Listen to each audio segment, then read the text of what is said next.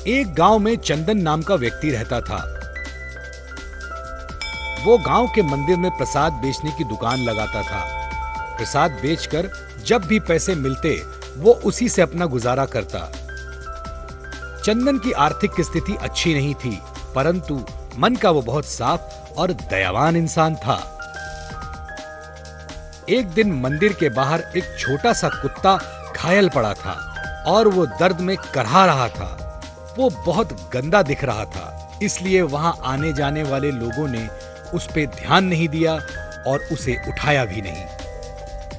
चंदन जब अपनी दुकान बंद कर मंदिर के बाहर निकला तो उसने उस कुत्ते को देखा और झट से उठा लिया और अपने घर जाकर उसकी मरहम पट्टी की, उसे नहलाया, अपने हिस्से का खाना भी दिया।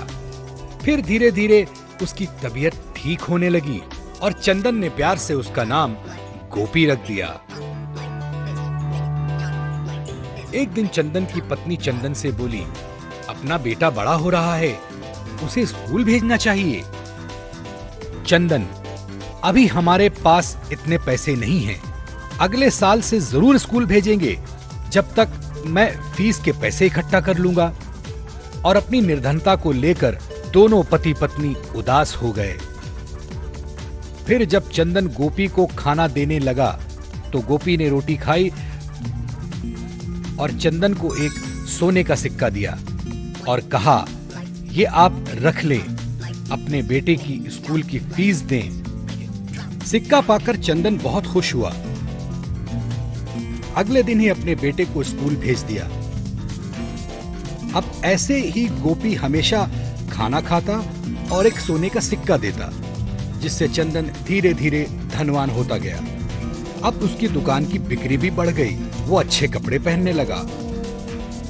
और ये बात उसके पड़ोसी रमा और धना को अच्छी नहीं लगी और वो कहने लगे, रमा, आजकल चंदन बड़ा सज धज कर रहता है, दुकान भी देखो कितनी बड़ी है। धना, हाँ हाँ सही कह रही हो, कुछ तो बात है।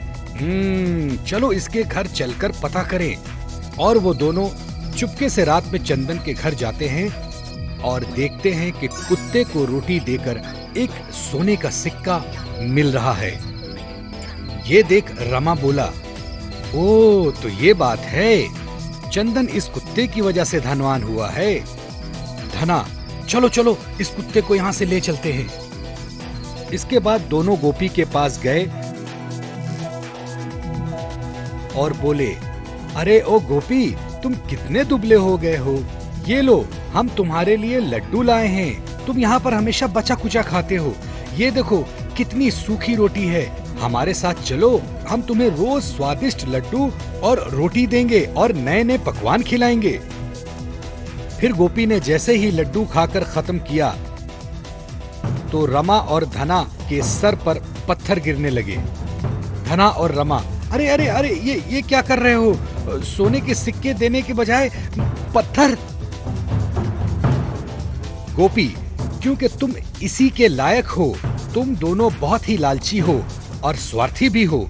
जब मैं मंदिर के बाहर घायल पड़ा था तो तुम दोनों ने गंदा कुत्ता कहकर मुझे वहां मेरी हालत पे छोड़ दिया, लेकिन जब तुम्हें पता चला कि मैं जादुई कुत्ता हूँ तो तुम आकर मेरी जासूसी कर रहे हो। चंदन बहुत ही अच्छा और धनवान व्यक्ति है, उसने ही मेरी जान बचाई और वो सच में मुझसे प्रेम करता है, इसीलिए मैं उसका वफादार हूँ, समझे?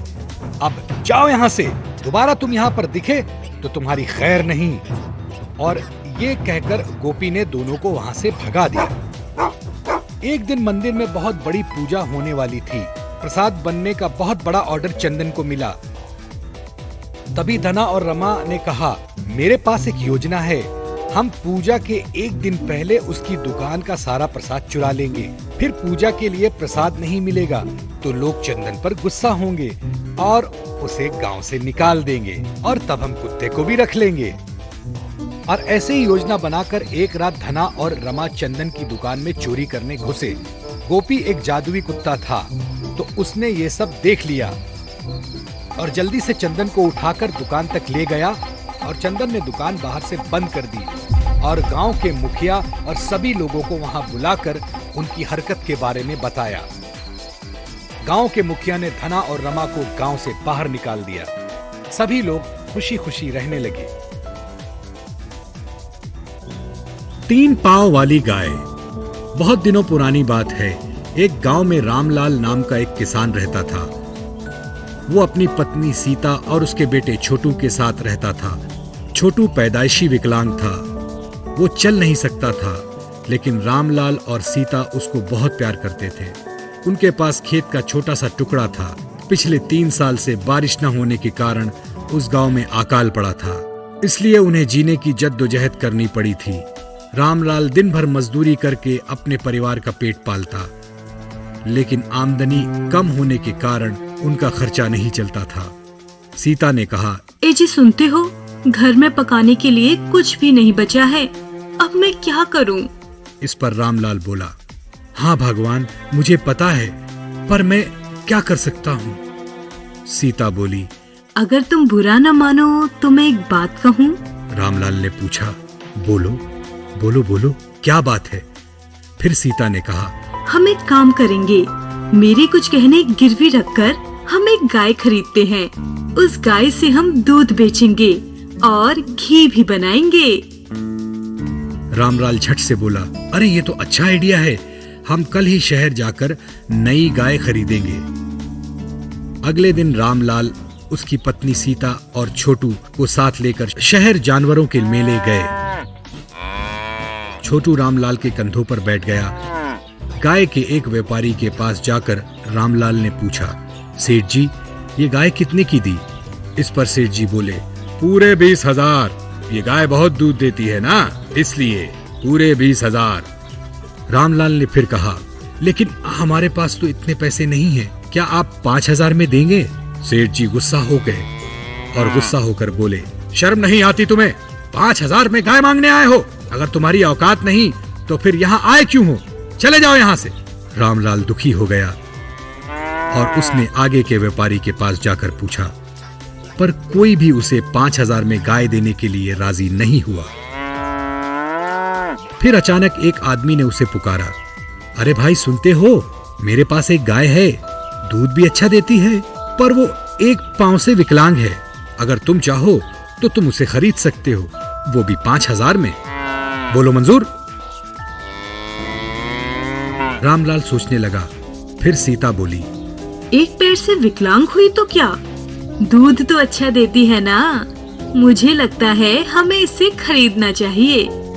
फिर रामलाल ने उसे पैसे दिए और गाय को साथ लेकर चल दिया। रामलाल ने अपने बेटे छोटू को कंधे पे उठाया और गाय सीता के साथ अपने 3 पैर पर चलने लगी। इतने में रास्ते में उन्हें एक आदमी मिला और बोला, अरे रामलाल, तुम ये क्या उठा लाए हो? 3 पैर वाली गाय? रामलाल बोला, इस गाय को हमने खरीदा है, इसका दूध बेचकर हमारा घर चलेगा। इस पर वो आदमी बोला, क्या इसका दूध बेचोगे? पिछले 1 साल से इस गाय को किसी ने नहीं खरीदा, क्योंकि ये सिर्फ 3 पैर की है। उस व्यापारी ने तुम्हें ठग लिया। मेरा मानो तो इसे वापस कर दो, इसी में तुम्हारी भलाई है। इस पर सीता बोली, नहीं जी, अब इसे वापस नहीं करेंगे। 3 पैर है तो क्या हुआ, हमारा बेटा भी तो 1 पैर से विकलांग है, फिर भी उससे प्यार करते हैं। हमने उसे छोड़ तो नहीं दिया ना, फिर इस गाय को क्यों भला छोड़ दें? अब नसीब में जो होगा उसे देख लेंगे। इस तरह से वो गाय को लेकर आ गए। उस दिन से छोटू उस गाय का बड़ा ख्याल रखने लगा। वो उसे वक्त पर चारा डालता, पानी पिलाता। इधर रामलाल सीता से बोले, बहुत बदनसीब है हमारी जिंदगी, बेटा तो विकलांग है ही, गाय भी विकलांग निकली। और वो दुखी हो गया। सीता बोली, आप ऐसे दुखी मत हो, कोई न कोई रास्ता जरूर मिल जाएगा, आप धीरज से काम लो। एक दिन जब छोटू गाय को एक बर्तन में पानी दे रहा था और गाय की पीठ पर प्यार से हाथ घुमा रहा था, गाय ने वो पानी पिया और चमत्कार होने लगा। उस बर्तन में सोने के सिक्के आ गए। छोटू ने अपने माँ बाप को बुलाया और उन्हें हकीकत बताई। रामलाल और सीता ये देखकर बहुत खुश हुए। रामलाल ने वो सिक्के लिए शहर जाकर 5 भैंसें खरीद लाया और उसका दूध बेचने लगा। फिर जब भी किसी गरीब को पैसे की जरूरत पड़ती, वो लोग मदद करते। फिर कुछ दिन बाद ये खबर गांव के मुखिया को लगी। उसने तुरंत 2 आदमी भेजकर जबरदस्ती उस गाय को उठवा लिया। फिर मुखिया ने उस गाय को पानी पिलाया और उसके हाथ कुछ भी न लगा। उसने बार बार कोशिश की लेकिन कोई फायदा नहीं हुआ। वो समझ गया कि गाय सिर्फ रामलाल के घर ही सोने के सिक्के देगी। उसने वो गाय लौटाते हुए कहा, मुझे माफ कर दो रामलाल, और धन्य है तुम्हारा बेटा जिसने इस गाय के विकलांग होने के बाद भी उसकी सेवा की, इसलिए गाय तुम्हें ही सोना देगी। मैंने उसका लाभ उठाना चाहा, ये मेरी भूल थी। एक का नेकी का फल दूसरा कोई भी नहीं उठा सकता, मुझे माफ कर दो। तो बच्चों, कहानी काल्पनिक है पर जीवन की सच्चाई इसमें छिपी है। अगर हम नेकी से काम लेंगे तो उसका फल हमेशा हमको मिलेगा। गधा 2 गांव खा गया। एक महान राजा था। शिकार से लौटने के बाद वो वापस आ रहा था। चलते चलते दोपहर हो गई थी, इसलिए राजा ने सोचा रुक कर आराम करेंगे। पास ही एक आम का पेड़ दिखाई दिया। वहां राजा आराम करने हेतु बैठ गया। इर्द गिर्द आम के पेड़ थे और एक छोटे किसान की झोपड़ी भी। वो किसान अपने गधे को पानी पिला रहा था। राजा को देखते ही किसान राजा के पास गया और हाथ जोड़कर खड़ा हुआ। किसान सीधा साधा और समझदार था। राजा को उसने पानी दिया। राजा विद्वान, दयालु और जनता प्रिय था। वो आम आदमी में सहज घुल जाता था, इसलिए राजा उस किसान के व्यवहार से प्रभावित हुआ। राजा ने सहज होकर किसान से बातें की। फिर अंत में आम के पेड़ों के बारे में बात हुई। किसान बोला, महाराज, हमारे पेड़ के आम बहुत मीठे हैं, आपको कहीं भी ऐसे आम नहीं मिलेंगे। किसान की बात सुनकर राजा अपनी इच्छा को मार न सका और आम चूसने की इच्छा जताई। ऐसा? तो हमें भी एक आम खिलाओ, देखें कैसा स्वाद है तुम्हारे आम का। किसान ये सुनकर बहुत प्रसन्न हुआ। किसान जल्दी से आम तोड़कर लाया और राजा को दिया।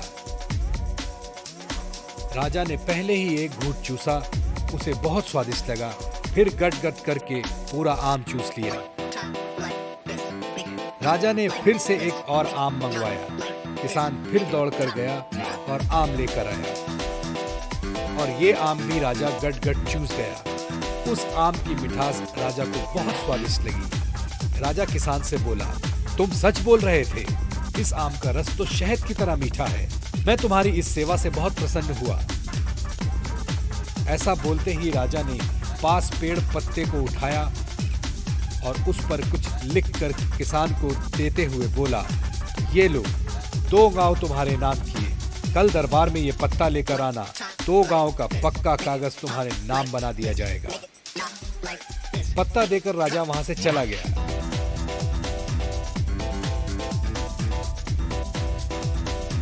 किसान उस पत्ते को उलट पलट कर देखता रहा और शर्ट के जेब में रख लिया। किसान रात भर 2 गांवों के सपने देखता रहा। वो सुबह उठकर तैयार हुआ। जैसे ही वो कुछ लेने झुका, जेब में रखा पत्ता नीचे गिरा। पीछे गधा बंधा था। गधा वो पत्ता खींचकर खाने लगा। जब तक किसान वो छुड़ाने की कोशिश करता, गधा पूरा पत्ता चबा चुका था। रात भर का 2 गांव का देखा सपना मिट्टी में मिल गया। वो पागल सा हो गया। वो चिल्लाता हुआ घर से भागा और कहने लगा, गधा 2 गांव खा गया, गधा 2 गांव खा गया। लोग उसके बारे में बोलने लगे, अरे ये तो कल तक अच्छा था, ये क्या बक रहा है, पागल हो गया है क्या?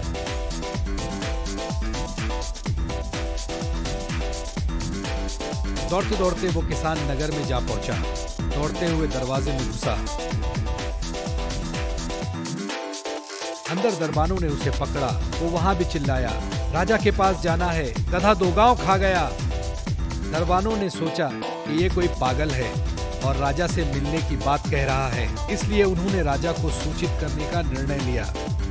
सेवक राजा के पास गया और कहा, महाराज, कोई पागल व्यक्ति आया है, आपसे मिलना चाहता है। साथ में वो कह रहा है, गधा 2 गांव खा गया, गधा 2 गांव खा गया। राजा ने उसे दरबार में लाने के लिए कहा। उसके आते ही राजा ने उसे पहचान लिया।